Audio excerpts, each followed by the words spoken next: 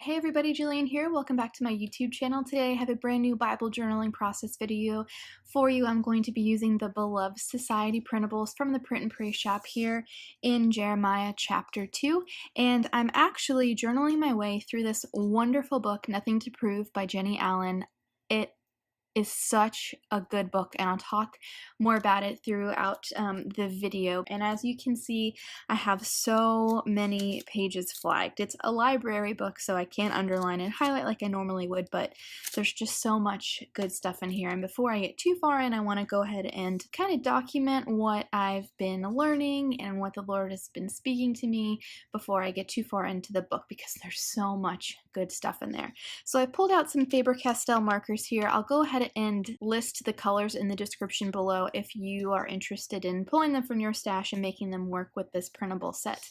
My entry today is all about living water, and as soon as I saw these girls in the Print and Pray shop, I thought this is perfect, the perfect opportunity to use them. So I'm going to go ahead and put you guys on fast forward and get started. The first thing that I do is go ahead and isolate all of the Print and Pray pieces that I know I want to use. So I really wanted to use this girl with the blue hair. I thought she was so beautiful, and she had seashells on her shirt, and that kind of prompted me to go ahead and cut out all of the seashell-y pieces. I'm going to get my tab here and then just fussy cut each one. And then I'm going to go ahead and lay them on the page where I think they might look best. And fortunately, I am in Jeremiah here, so the way that it's printed in the Bible, it gives me a little extra room in the margin than I would normally have, so I'm going to totally fill this space up with notes. And I really like labels. I like putting labels on my pages as like journaling spots and just to kind of break up the white page. And so I'm using a piece of pattern paper from Pink Paisley, say that 10 times fast, that is basically just a 12 by 12 sheet of different colored labels. And so that's where the black one came from, and then the one up top I think is from a Dear Lizzie die cut pack. Now, here's my collection of black alphas. I am obsessed with putting black alphas down for my title, like different sizes, different fonts, and things like that. But as you can see, I'm running out of black letters here, and so I'm just trying to look through and make sure that I have all the letters that I need to spell out the phrase living water. This pink alpha is actually from the Goals with Grace devotional kit from Illustrated Faith, which is no longer available.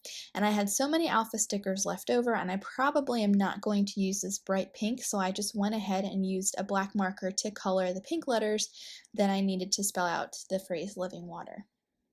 So I'm going to let those dry because these markers have India ink in them and they're quite wet. And then I'm going to take that time to go ahead and highlight my verse. I am in Jeremiah chapter 2, verse 13. And once I have an idea of where I want things, I'm going to go ahead and get them stuck down. And then I'm going to go in with the markers here and just kind of put some color underneath the clusters of paper pieces that I'm going to put down on the page. And so I wanted to create this large cluster here up at the top with the tab and the seashell, and just kind of have fun and use this as a place to document some of the things I had flagged in the book. So I'm going to go ahead and read you the part of the intro that hooked me.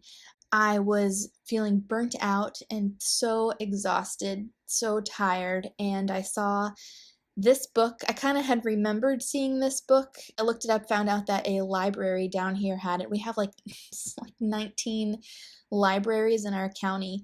The library was going to close in like 40 minutes. I packed up the family and we all headed down to this library like 25 minutes away so I could get this book that night and start reading it, and it was just what I needed. It's such an excellent book. And so I'm going to go ahead and read to you the part of the intro that really hooked me. She says, "The enemy is telling you that freedom is only found in finally proving to yourself and to the world that you are important, you are in control, you are liked, you are happy, you are enough." And then the part that I'm going to journal about today, I'll just go ahead and read to you. She says, "Here's the thing. The enemy promises water, but every time we go to his wells, they are empty.